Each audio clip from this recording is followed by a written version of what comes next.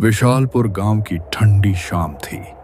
हर तरफ कड़कड़ाती ठंड फैल चुकी थी और इस गांव के बहुत से राज अब भी छुपे हुए थे। गांव में चौपाल के कोने में एक छोटा सा ढाबा था जहां गांव के कुछ लोग आया करते थे। आज भी कुछ लोग उस ढाबे पर ठंड के मौसम का मजा ले रहे थे।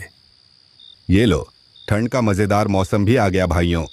हाँ, और सुरेश भाई, इस मौसम में फिर इस तरह के ढाबे की चाय का तो अलग ही मजा है। हाँ, तू सही कह रहा है। ऊपर से इस वक्त पूरे गांव में ये बिजली भी चली जाती है। लेकिन यही तो मजा आता है, बिजली चली जाती है और हम दोस्त यहाँ इकट्ठा होकर चाय का मजा लेते हैं। मेरा तो दिल करता है कि इस बरसात की पूरी रात यहाँ तुम दोस्तों के साथ गुजार लूं। हाँ, वो सब तो ठीक है, लेकिन तुम लोग शायद एक बात भूल रहे हो। इस रात में जब दीपक चाचा की कहानी हो जाती है तो मजा और भी डबल हो जाता है। वैसे मुझे लगता है ये चाचा की कहानियां सब झूठी होते हैं। नहीं, ऐसा नहीं है। चाचा के किस्से सिर्फ झूठी कहानियां नहीं होते, बल्कि सारे किस्से उनके सच होते हैं। अरे अब छोड़ भी दो भाई, मुझे तो पहले से ही नहीं लगता कि दीपक चाचा की कहानियां सच होंगी। आजकल के दौर में ऐसा कहाँ होता है, ये भूत, चुड़ैल और छलावा वगैरह। ये तो तेरे मन की बातें हैं, लेकिन हकीकत तो यही है कि चाचा की बातें सब सच होती हैं। अच्छा, तुम लोग बहस न करो। ये चाचा अभी तक आए क्यों नहीं? मैंने कहा भी था कि थोड़ी देर में यहाँ आ जाना। वो लोग एक दूसरे के साथ बातें कर रहे थे कि तभी वहां दीपक चाचा उस ढाबे पर आ जाते हैं और उधर आसमान में बिजली की कड़क की आवाजें गूंज रही थीं। चलो, वो देखो, दीपक चाचा भी आ गए। अब इस बरसात में यहाँ ढाबे का असली मजा आएगा। कैसे हो तुम सब? लगता है कि मैंने तुम सबको आज बहुत इंतजार करवाया। हाँ चाचा, बात तो आप सही कह रहे हैं। हम सब आपका ही इंतजार कर रहे थे। लेकिन क्या हुआ? आपको आज इतनी देर क्यों हुई? बेटा, वो आज मेरी बीवी की तबीयत थोड़ी ठीक नहीं थी, तो उसके देखभाल के कारण यहां आने में थोड़ी देर हो गई। अच्छा, चले कोई बात नहीं। हम तो समझ रहे थे कि आज तो आप बिल्कुल नहीं आएंगे। हमें वैसे भी यहाँ आपके कहानियों के बिना बिल्कुल भी मज़ा नहीं आता। मुझे खुद भी यहाँ तुम लोगों के साथ बातें करने में बहुत अच्छा लगता है। अच्छा चलो चाचा, अभी हम सब बैठे हैं, बस आप आ जाइए और ये बताइए कि आज हम सबको आप कौन सा किस्सा सुनाएंगे।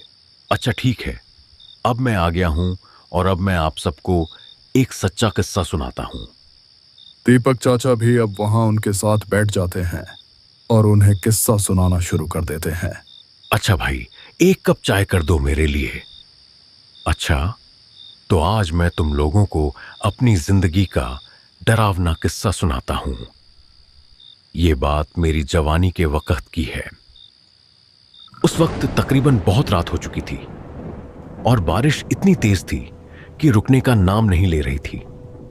उस दिन मैं अपना काम खत्म करके ऑफिस से निकला ही था और वहां के बस स्टॉप के पास किसी बस का इंतजार करने के लिए रुक गया।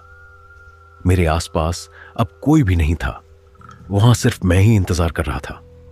कुछ देर इंतजार करने के बाद मुझे अंदाजा हो गया कि जो आखिरी बस थी वो भी छूट गई है। तभी मेरी नजर रोड पर पड़ी तो मैंने वहां एक अजीब सी बूढ़ी औरत देखी। वहां अंधेरा ज्यादा था, इसलिए मुझे साफ कुछ नजर नहीं आ रहा था। तभी आसमान में जोर से बिजली कड़की, जिससे मेरा ध्यान वहां से हट गया और जब दोबारा मैंने उस जगह पर देखा तो वहां कुछ भी नहीं था। यह बात मुझे अजीब लगी और मैं उसी बारे में सोच ही रहा था कि तभी वहां से एक खूबसूरत सी साड़ी में एक लड़की मेरी तरफ आने लगी। वो वहां आकर मेरे पास रुक गई और ऐसा लग रहा था कि वो भी किसी काम से आकर बस का इंतजार कर रही हो। क्या हुआ जी? आप इतने डरे हुए क्यों हैं? और इतनी रात यहाँ अकेले क्या कर रहे हैं? मुझे डर लग रहा है यहाँ बहुत। डर? किस चीज का डर? मुझे इस अंधेरी रात से और इस रास्ते से डर लग रहा है। क्या आपको डर नहीं लग रहा यहाँ? नहीं, मुझे तो डर नहीं लग रहा। इसमें डरने की क्या बात है? बस सिर्फ रात ही तो है और बारिश है। बस अच्छा, आप बताइए, आप इतने रात को अकेले यहाँ क्या कर रहे हैं और आप कहाँ जा रहे थे? मैं अपना काम खत्म करके घर जा रही थी और बस में जाने के लिए जब यहाँ आने वाली थी तभी मुझे सामने सड़क पर एक अजीब सी भूरी औरत नजर आई। इसी वजह से अब मुझे डर लग रहा है। उसके ये बात सुनकर मैं डर सा गया, क्योंकि अभी थोड़ी देर पहले मेरे साथ भी ऐसा हुआ था। पहले मुझे लगा था कि शायद ये मेरा वहम हो गया, लेकिन वह मेरा वहम नहीं था। अच्छा, आपका घर कहाँ है? ये साथ वाले बिहारपुर गांव में है मेरा घर। अगर आप मेरे थोड़े से मदद कर लें और मेरे साथ वहां तक चले जाएं तो बहुत अच्छा होगा, क्योंकि बस तो जा चुकी है और मुझे अकेले जाने में डर लग रहा है। हाँ ठीक है, मेरे घर का रास्ता भी उसी गांव की तरफ है। चलिए, आप मेरे साथ चलें, मैं आपको आपके घर तक छोड़ दूंगा। जैसे ही मैंने ये कहा, वो लड़की तो जैसे मेरे साथ जाने के लिए कब से तैयार बैठी थी, और अब उस सफर पर हम दोनों साथ में निकल पड़े। हम दोनों पूरे रास्ते बातें करते जा रहे थे। मुझे जो पहले थोड़ी सी डर लग रही थी, अब बिल्कुल भी नहीं लग रही थी, क्योंकि अब मेरे साथ वो लड़की भी उस सफर में थी। हम दोनों पूरे रास्ते उस बारिश में भीग रहे थे। पूरे रास्ते में अजीब अजीब सी आवाजें हमें आ रही थीं। एक जगह तो हमें ऐसी आवाजें आने लगीं जैसे कोई दूर खड़ा रो रहा हो। हम दोनों रास्ते पर चलते गए और वो रोने की आवाजें उतनी ही आती रहीं। फिर हम दोनों एक जगह पर रुक गए। अरे, आपने कोई आवाज सुनी क्या? जी, कैसी आवाजें? अरे, ऐसी आवाज जैसे कि कोई इस सुनसान जगह पर कहीं दूर बैठा रो रहा हो। हाँ, तो क्या तुम्हें भी ये आवाजें आ रही हैं? मैं तो समझा कि शायद सिर्फ मुझे ही ये आवाजें आ रही हैं, लेकिन छोड़ो। मुझे तो लगता है कि कहीं दूर कोई बिल्ली रो रही होगी बस, या फिर ये बारिश की आवाजें होंगी। आप डरे मत, यहाँ कुछ नहीं है। नहीं जी, ये कोई बिल्ली के रोने की आवाज नहीं थी, ये तो किसी इंसान के रोने की आवाज थी। मुझे तो बहुत डर लग रहा है। अरे अरे, डरने की तो कोई बात नहीं, आप बस मेरे साथ चलते जाइए, यहाँ कुछ नहीं है। आपको शायद पता नहीं है ना, इसलिए आप ऐसा कह रहे हैं। आज काली रात है ना, और सुना है कि इन काली रातों में यहाँ छलावे घूमते हैं। अरे, चलावा पलावा कुछ नहीं होता। क्या आप भी इन फजूल बातों पर यकीन करती हैं? अजीब बात है।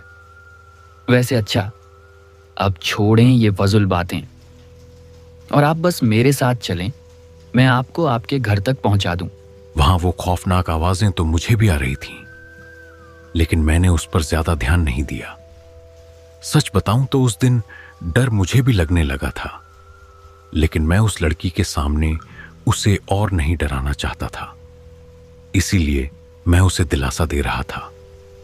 हम दोनों फिर से चलने लगे।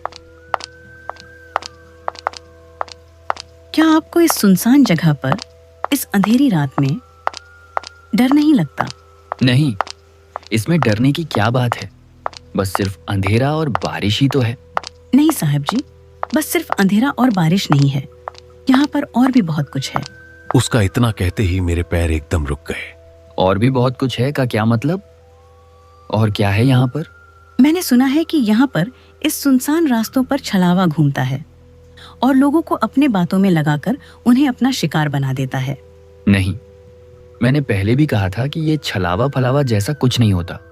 ये सब बस पुराने झूठी बातें हैं बस। आपने कभी देखा नहीं होगा ना, इसलिए आप ऐसे बातें कर रहे हैं। जिस दिन आपका सामना सच में छलावे से होगा, उसके बाद फिर आप ऐसी बातें नहीं करेंगे साहिब जी। यार, तुम तो ऐसे बातें कर रहे हो जैसे कि तुमने सच में कोई छलावा देखा है। तो बताओ, फिर कैसा दिखता है तुम्हारा छलावा? प्यारा है या नहीं? छलावा प्यारा कहाँ होता, वो बहुत ही खतरनाक होता है। अगर एक बार वो किसी को पकड़ ले तो फिर उसे आसानी से नहीं छोड़ता। अगर कोई भी छलावे के जाल में एक बार आ गया तो फिर उसका बचना बहुत मुश्किल है। वो सब तो ठीक है, लेकिन तुमने मुझे बताया नहीं। क्या तुमने सच में कोई छलावा देखा है? हाँ साहब जी, मैं छलावा ही तो हूँ। उसका ये कहते ही मैं एकदम से रुक गया, मगर जब मैंने पीछे देखा तो वो लड़की वहां नहीं थी। वो अचानक ऐसे गायब हो गई जैसे कभी थी ही नहीं। अब मुझे उसके बातों से डर महसूस होने लगा था। मुझे समझ नहीं आया कि वो आखिर कौन थी और अचानक ऐसे कैसे गायब हो गई। मैं अब बहुत ज्यादा डरा हुआ था। मेरा पूरा जिस्म मानो जैसे थम सा गया हो। मैंने इधर उधर देखे बिना ही फिर से चुपचाप चलना शुरू कर दिया, क्योंकि मेरे पास और कोई रास्ता नहीं था। मैं वही था जो ये चलावा भूत पर यकीन नहीं करता था, लेकिन अब उस लड़की की बातों की वजह से मैं डरने लगा था। मैं बस किसी तरह इस रास्ते को पार करना चाहता था। वो रास्ता खत्म होने का नाम ही नहीं ले रहा था।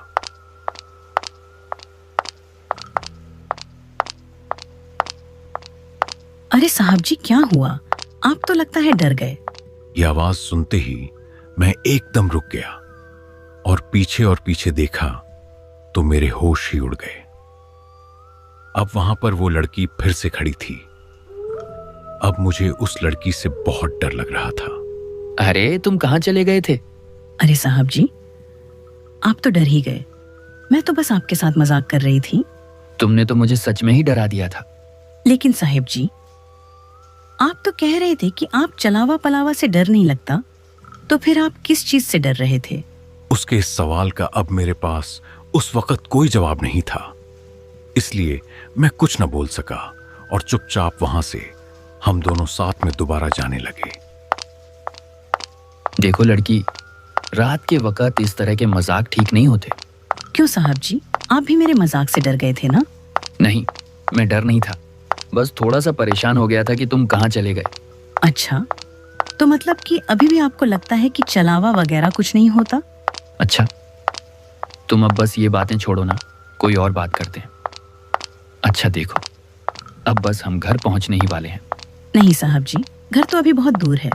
लगता है कि तुम्हारा इस रास्ते से ज्यादा आना जाना रहता है, इसलिए तुम्हें रास्तों का पता है। क्या हर रोज इस रास्ते में अकेले जाने से तुम्हें डर नहीं लगता? क्योंकि यहां तो इस वक्त कोई भी नहीं जाता। नहीं साहब जी, मुझे डर क्यों लगेगा, क्योंकि मैं खुद एक चलावा हूँ। तुम भी वैसे अच्छा मजाक कर लेते हो। इस बार मैं कोई मजाक नहीं कर रही।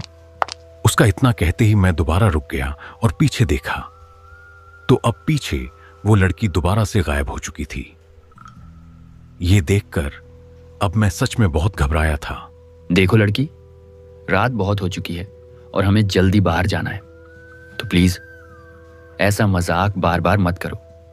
मुझे वैसे भी ऐसे मजाक बिल्कुल भी पसंद नहीं। अब चलो, मजाक ना करो और जल्दी से बाहर आओ, अब हमें घर भी पहुंचना है। मैंने उसे बहुत आवाज दी, लेकिन वह बिल्कुल भी बाहर नहीं आई। देखो, अगर तुम 2 मिनट में बाहर नहीं आए तो मैं इस बार तुम्हें यहाँ अकेले छोड़कर चला जाऊंगा। मैं सच में इस बार तुम्हें यहाँ छोड़कर चला जाऊंगा, तो प्लीज अब निकलो।